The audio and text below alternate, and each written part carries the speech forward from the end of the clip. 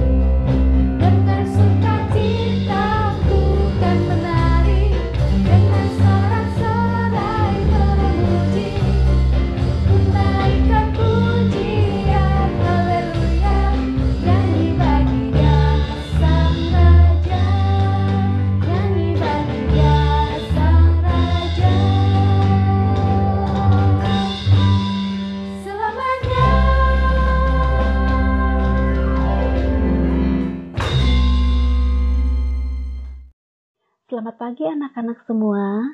Pagi ini kita akan chapel bersama. Miss Lucy akan menceritakan seorang tokoh misionaris wanita yang bernama Gladys Aylward. Apa itu misionaris? Misionaris adalah seorang yang melakukan penyebaran warta Injil kepada orang-orang yang belum mengenal Kristus. Ada banyak sekali tokoh misionaris, tetapi kali ini kita akan belajar dengan tokoh Gladys Aylward. Gladys lahir di London pada 24 Februari 1902. Ayahnya seorang tukang pos dan ibunya karyawan pos. Suatu hari tanpa disengaja, Gladys mengikuti kebaktian rohani dan pendeta berkhotbah, pentingnya pelayanan misi memberitakan Injil. Setelah mengikuti kebaktian, khotbah itu sangat menyentuh hatinya dan membuatnya bertanya-tanya apakah Tuhan akan memanggilnya untuk mewartakan Injil ke negara lain. Gladys terus memikirkan tentang misi pelayanan sehingga suatu hari ia membaca sebuah artikel tentang negara Tiongkok yang masih banyak orang belum mengenal Injil. Maka semangatnya semakin besar untuk melakukan pelayanan, yaitu ke negara Cina atau Tiongkok. Untuk bisa memberikan pelayanan ke Tiongkok, Gladys masuk ke sekolah China Inland Mission. Setelah belajar di sana, ternyata nilai Mandarin dan teologi sangat kurang, sehingga ia dinyatakan tidak lulus. Meski ia tidak bisa dikirim ke Tiongkok, Gladys tidak putus asa. Imannya yang tulus kepada Tuhan dan semangatnya untuk bersaksi baginya tidak pernah hilang. Suatu kali Gladys ditawarkan pekerjaan menjadi pengurus rumah atau asisten rumah tangga. Ia menerima karena ia berpikir, ini adalah bagian rencana Tuhan. Tuhan tidak akan pernah mengecewakanku. Dia yang mengutusku, menuntunku, dan memeliharaku. Dia pasti menjawab doa-doaku, meski mungkin jawabannya tidak seperti yang diinginkan. Gladys nekat mengutus dirinya sendiri. Coba kita lihat pada gambar ini. Gladys berdoa sambil memegang Alkitab dan sedikit uang. Meski tidak lulus, ia tetap bertekad untuk tetap ke Tiongkok. Dia berdoa begini, Tuhan, ini Alkitab yang ingin kuberitakan kepada banyak orang, dan ini semua yang kumiliki. Jika Engkau mau aku pergi, aku akan pergi ke Tiongkok dengan semua ini, dengan ini yang aku miliki. Meski tidak memiliki banyak uang, tapi Gladys tidak putus asa. Ia bekerja keras mengumpulkan uang, sehingga ia dapat memesan tiket untuk pergi ke Tiongkok. Pada gambar ini terlihat ada kereta api, kemudian ada peta perjalanan menuju ke Tiongkok. Meskipun dengan cara dicicil beberapa tahun, Tuhan mencukupkan semuanya, sehingga tiket dapat dibeli dalam waktu 1 tahun. Gladys tidak dapat berlayar menggunakan kapal karena tiketnya pada saat itu sangat mahal. Sehingga alternatif yang lain adalah menggunakan transportasi darat dengan kereta api. Akhirnya, Gladys dapat memesan tiket ke Tiongkok. Perjalanan menuju ke Tiongkok menggunakan kereta api tidak berjalan dengan mudah karena adanya pada masa itu ada perang antara Rusia dan Tiongkok. Sehingga kereta yang ditumpangi oleh Gladys tidak dapat melanjutkan perjalanannya dan harus berhenti di tengah perjalanan. Kemudian Gladys melanjutkan dengan berjalan kaki untuk mencapai kota terdekat dan dilanjutkan menggunakan kapal sampai ke daerah Yangcheng. Setelah perjalanan yang panjang, akhirnya Gladys dapat berjumpa dengan Jenny Lawson. Sebelum pergi ke Tiongkok, Gladys mengetahui dari seseorang bahwa misionaris yang berada di Yangcheng, Tiongkok, membutuhkan seseorang yang mau melanjutkan misi menyebarkan Injil. Karena pada waktu itu, si Jenny sudah cukup tua, usianya sekitar 73 tahun, sehingga dia membutuhkan orang lain untuk bisa membantunya. Nah, kemudian Gladys mengirimkan surat kepada Jenny. Dia tunggu-tunggu, akhirnya dia mendapatkan balasan dari Jenny, sehingga Gladys akhirnya berangkat menuju Tiongkok. Pertemuan pun akhirnya terjadi dan mereka mencari cara mereka berdua untuk dapat menyebarkan Injil. Apa kira-kira yang bisa mereka lakukan untuk dapat menyebarkan kabar sukacita dari Kristus? Setelah Gladys dan Jenny berpikir, akhirnya mereka menemukan jalan untuk dapat memberitakan Injil, yaitu dengan membuat sebuah penginapan untuk para pedagang yang lewat. Sehingga mereka harapkan setiap malam mereka dapat menceritakan Injil dan kisah Kristus. Meskipun belum terbiasa dengan bahasa Mandarin dan Gladys belum banyak tahu tentang bahasa Mandarin, tapi dia tidak menyerah. Setiap hari dia belajar terus sehingga dia menjadi fasih berbahasa Mandarin. Gladys dan Jenny terkenal di daerahnya karena memiliki hati yang baik, sehingga penginapan semakin ramai dikunjungi, dan banyak pedagang setelah menginap di penginapannya, dia kemudian menceritakan kisah tentang Kristus kepada teman-temannya yang lain. Pada gambar ini adalah gambar gubernur kota Yancheng yang mendatangi Gladys. Jadi, gubernur daerah Yancheng ini telah mendengar kebaikan tentang Gladys.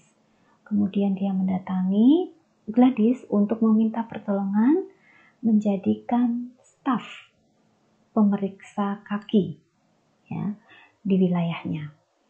Pemerintah itu membutuhkan banyak petugas resmi untuk memastikan peraturan baru yang melarang praktek untuk bisa dipatuhi semua orang. Ya. Gladys yang kakinya besar, ya, dianggap besar, menurut standar setempat, dianggap sebagai calon paling sempurna untuk memeriksa kaki para anak perempuan sekaligus memberikan penjelasan bagi warga mengapa tradisi mengikat kaki itu kejam dan tidak sehat. Jadi gubernur meminta kesediaan Gladys mau atau tidak membantunya sebagai petugas pemeriksa kaki. Daerah Yancheng memiliki tradisi mengikat kaki anak perempuan sehingga kaki menjadi kecil dan dianggap anggun saat berjalan. Nah nih, kalau kalian lihat gambarnya, bisa kita bayangkan ya bagaimana tersiksanya anak-anak perempuan pada masa itu. Ini kalau kita lihat kakinya jadi kecil dan mereka pun menggunakan sepatunya bentuknya juga tidak umum seperti yang kita pakai ya, dimana ujungnya sangat runcing dan itu pasti sangat menyiksa dan sakit sekali. Nah, tapi itu tradisi mereka karena dianggap kalau mempunyai kaki yang kecil itu mereka bisa berjalan dengan anggun.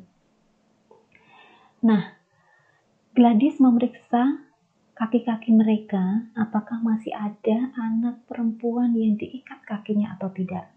Karena pada masa pemerintahan itu akhirnya diputuskan untuk tidak melakukan lagi, tidak diperbolehkan lagi melakukan tindakan mengikat kaki ini. Nah, akhirnya kan Gladys mau menjadi petugas resmi ini karena dia berpikir kalau menerima pekerjaan ini, dia punya kesempatan untuk membagikan kisah Kristus saat dia berkeliling untuk memeriksa kaki-kaki perempuan-perempuan di daerah Yancheng. Selain mewartakan Injil kepada para pedagang dan orang-orang di sekitarnya, Gladys juga menampung dan merawat anak-anak yatim piatu dan anak-anak yang tidak diinginkan orang tuanya. Hingga jumlahnya setiap hari bertambah. Maka semakin banyaklah anak-anak ini, kurang lebih 100 anak yang dirawat oleh Gladys. Pertempuran terjadi di daerah Yancheng pada masa itu hingga Gladys harus menyelamatkan anak-anaknya di tempat yang aman. Kalau kita lihat gambarnya, ini Gladys bersama kurang lebih 100 anak pergi untuk mencari tempat yang aman. Tetapi sangat jauh tempat yang aman itu, sehingga memerlukan waktu kurang lebih 1 bulan dan melewati gunung, hutan, yang bagi anak-anak yang masih kecil tentunya sangat menyeramkan ya. Tetapi anugerah Tuhan saat itu mereka dilindungi dari cuaca buruk, ular, dan para pasukan. Rombongan itu juga mengalami pemeliharaan Tuhan yang sangat luar biasa, sehingga mereka sampai dengan selamat, meski pada saat itu gadis mengalami sakit selama perjalanan. Perjalanan Gladys memberitakan Injil sangat menyentuh begitu banyak orang. Suka duka selalu Gladys hadapi dengan terus mengandalkan Tuhan. Hingga pada akhir hidupnya Gladys dikenal sebagai orang yang saleh atau orang yang baik. Ia meninggal pada 3 Januari 1970, kurang lebih 50 tahun yang lalu. Apa yang bisa kita pelajari dari tokoh misionaris ini? Tidak semua orang dipanggil untuk menjadi seorang misionaris, tetapi bukan berarti kita tidak punya tanggung jawab. Kita punya tanggung jawab untuk mengabarkan Injil. Terus, bagaimana ya caranya? Apakah yang mengabarkan Injil itu hanya orang dewasa saja? Tentu saja tidak ya. Kita semua, baik yang masih kecil ataupun yang dewasa, sama-sama kita memiliki tanggung jawab untuk mengabarkan Injil. Nah, inilah caranya. Mulailah dari orang yang terdekat, yaitu keluarga kita sendiri. Kita bisa melakukan banyak hal bersama keluarga, meluangkan waktu untuk bisa berdoa bersama, bersaat teduh bersama keluarga, atau membaca Alkitab bersama. Kalau kita di rumah ada kakek nenek, kita bisa memberikan perhatian dalam hal-hal kecil. Misalnya, menuntun saat mereka berjalan. Kalau kakek nenek kita sudah berjalannya mungkin sedikit susah ya. Kemudian memberikan senyuman dan menyapa dengan gembira, sehingga tindakan kita tadi itu bisa membuat hati kakek nenek kita tersentuh hatinya dan membuat mereka bahagia. Tuhan sudah memberikan waktu untuk kita semua 24 jam. Ada saatnya kita meluangkan waktu untuk mencari dan merindukan Tuhan bersama keluarga. Dengan melakukan hal-hal tersebut tadi, kita sudah mengambil bagian kita untuk memberitakan Injil. Nah, apakah kita memberitakan Injil hanya dalam keluarga saja? Tentu saja tidak ya, tapi dengan sahabat atau teman kita. Bersama sahabat atau teman, ini tentunya menjadi waktu yang sangat menyenangkan. Apalagi saat-saat seperti ini pasti kalian rindukan ya, karena kalian jarang dan atau tidak pernah bertemu lagi dengan teman-teman kalian ya. Nah, terlebih ketika kita bisa selalu memberikan perhatian dengan memberikan semangat ketika teman sedang putus asa, nilai pelajaran kurang bagus, menolong teman saat teman terjatuh, kita tolong, bukan malah ditertawakan ya. Teman yang kesulitan pelajaran, kita bantu, bukan malah justru kita kata-katain gitu. Kamu ini gitu aja gak bisa ya. Jangan sampai seperti itu. Kita selalu memberikan kata-kata yang positif. Kalau ada teman yang bertutur kata tidak baik, ya tentu saja kita atau kalian tidak boleh ikut-ikutan. Dengan memberikan teladan sikap sehari-hari bersama teman-teman, kalian telah mengambil bagian dalam mengabarkan kabar sukacita dari Kristus. Nah, untuk itu marilah kita semua mengambil bagian kita untuk menjadi berkat buat orang lain dengan mengabarkan kebaikan yang telah Kristus ajarkan. Mari dengan tuntunan Tuhan, kita terus bersemangat melayani Tuhan melalui hal-hal kecil yang bisa kita lakukan. Dan ingat, selalu meminta pertolongan dari Kristus. Nah, kita punya satu ayat yang akan kita baca bersama. Mari kita baca bersama-sama Matius 28 ayat 19 sampai 20. Karena itu pergilah, jadikanlah semua bangsa muridku, dan baptislah mereka dalam nama Bapa dan Anak dan Roh Kudus, dan ajarlah mereka melakukan segala sesuatu yang telah kuperintahkan kepadamu.